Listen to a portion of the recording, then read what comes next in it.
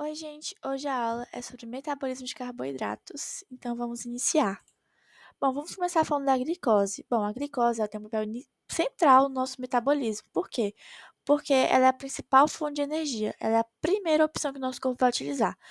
Entendam muito bem isso, é sempre a primeira opção.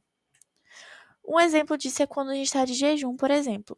O nosso cérebro, ele tem que usar a glicose como a primeira fonte de energia, mas quando estamos em jejum, o corpo vai utilizar corpos cetônicos para compensar essa falta de glicose. Então, quando a gente utiliza os corpos cetônicos, ele causa uma queda no cognitivo no nosso cérebro, ou seja, provando que a glicose tem que ser a primeira fonte de energia. Então, por isso que quando estamos sem comer nada, que a glicose está baixa no nosso corpo, a gente não tem um bom rendimento nos estudos, por exemplo. Então, por isso que é sempre bom a gente estar bem alimentado antes de uma prova, por exemplo. Nós temos dois metabolismos, o aeróbico e o anaeróbico. Aeróbico, presença de oxigênio, vai ter oxigênio e vai ter muita energia, ou seja, ATP.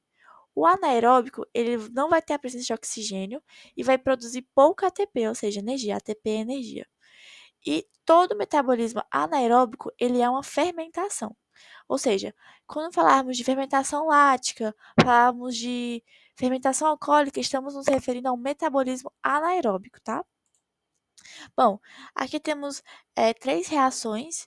A número um vai ser aeróbica, ou seja, com oxigênio, e essas duas reações com o número 2 vão ser duas fermentações, uma lática e outra alcoólica. Ou seja, fermentação vai ser metabolismo anaeróbico, sem oxigênio. Bom, eu dividi aqui, cortei, né, só a primeira para a gente entender primeiro a reação de número um. Eh, bom, a gente vai ter, a digestão, por exemplo, vamos comer alguma coisa, um bolo. A gente vai ter a digestão desse bolo e a glicose vai sofrer um processo chamado glicólise, tá? Entendam bem essa reação. Vai sofrer um processo de glicólise que vai transformar, vai quebrar em piruvato, tá? E depois, o piruvato ele vai, se transformar em acetilcoenzima A, que é esse acetil-CoA. E depois vai ter o ciclo do ácido cítrico, como a gente pode ver, que é a mesma coisa que o ciclo de Krebs.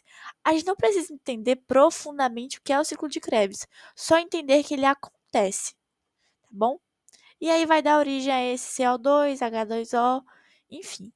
Agora vamos para as reações número 2. A primeira é a fermentação alcoólica, que eu peguei aqui. Então vamos lá, é o mesmo processo, vendo primeiro essa imagem aqui da esquerda. Temos a glicose, que vai sofrer o processo de glicólise também, formada, vai ser quebrada em piruvato, e vai dar origem a dois subprodutos, que é o etanol e o CO2. Isso é a fermentação alcoólica. Bom, agora vamos na imagem da direita entender exatamente como ocorre essa reação. Bom, a gente tem duas enzimas que estão aqui do lado da esquerda, que é esse piruvato descarboxilase e o álcool desidrogenase, tá? Então, entendam, são duas enzimas. Então, a primeira enzima, que é o piruvato descarboxilase, vai transformar esse piruvato em acetaldeído, como a gente pode ver aqui. E depois, o álcool desidrogenase vai transformar o acetaldeído em etanol, assim dando origem a um dos subprodutos, que é o etanol. Pronto, gente, é basicamente isso. Temos também a fermentação lática, né? Que vai ser o mesmo processo, olhando aqui na direita, o mesmo processo também de todas. Glicose, que vai sofrer o processo de glicólise, vai quebrar em piruvato e vai dar origem a apenas um subproduto, que é o lactato, tá? Na fermentação alcoólica foi a origem de dois subprodutos. Aqui vai ser só um, que é o lactato. É, Vamos olhar aqui para a direita. Bom, a gente tem só uma enzima também, que é o lactato desidrogenase, que vai transformar o piruvato em lactato. Então, quando é que essa fermentação lática vai ser usada? Ela vai ser usada em músculos esqueléticos, em baixo comprimento sanguíneo e no processo de cárie. Vamos entender como funciona agora, por que ela vai ser usada em músculos com baixo suprimento de oxigênio. Então, gente, quando fazemos um exercício, a primeira fonte de energia que a gente tem que usar é a glicose, como sempre.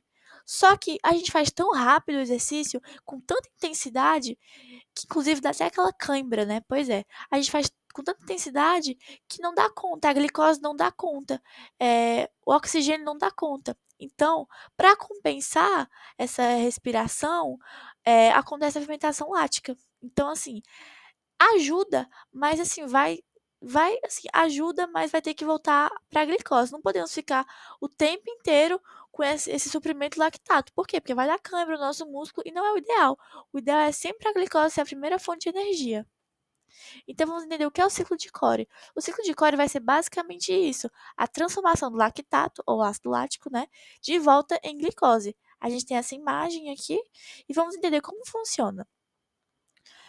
Os músculos em exercício intenso produzem lactato devido à falta de oxigênio. Então, o lactato vai até o fígado, como a gente pode ver aqui na imagem, vai até o fígado e vai ser transformado em glicose. E depois a glicose vai voltar aos músculos e é usado como energia novamente. Pronto, é basicamente isso que você precisa entender. Gente, é um conteúdo bem simples.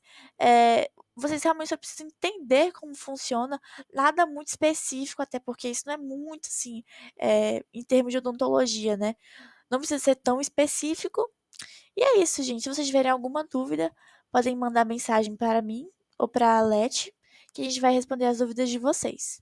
Muito obrigada.